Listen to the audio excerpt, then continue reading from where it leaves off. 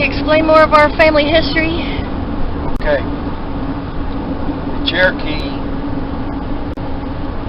was uprooted out of Smoky Mountain, lower Appalachian areas, and they were put on a forced march to Oklahoma, to a reservation, and that was called the Trail of Tears.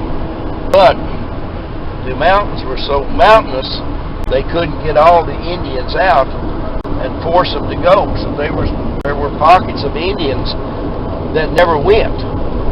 So they continued to be part of the local communities. They mixed with the whites and became part of the people who stayed.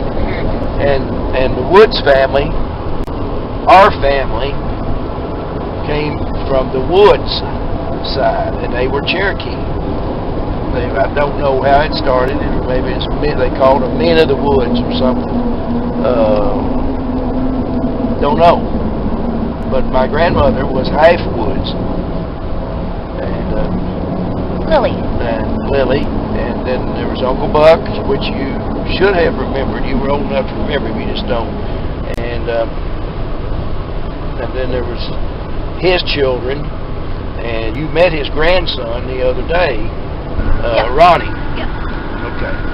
But now that's how they were. They were the Woods family, and they are buried up Squaresville Road at there's a little private cemetery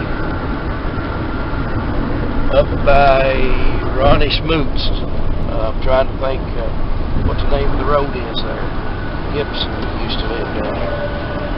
But that's where they're buried. That's where the Woods are buried. But now part of the Woods went to Campbellsburg and Smithfield to live. And the lady that was in there that's selling the potpourri and stuff, she is married to a Wood, which is from Campbellsburg in Smithfield. And so he would be a part of our family. I just don't know how. And that's how we came to be about. And then my grandmother married Carlton Neal. Is Lily buried up on the road, up on the cemetery? Lily's not buried. Lily is not buried where her mother and dad were. No. She's buried where we're buried, where my father and mother is buried, and where I'm going to be buried. Okay, I've seen her grave. Okay.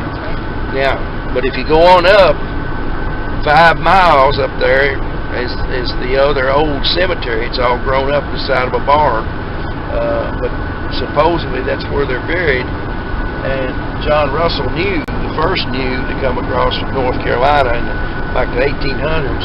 He's buried up to Richmond Church on US 227 between Orton and Beechwood, I think. He may be, or at least around Beechwood or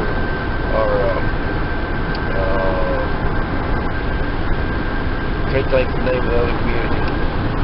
So anyway, there you go.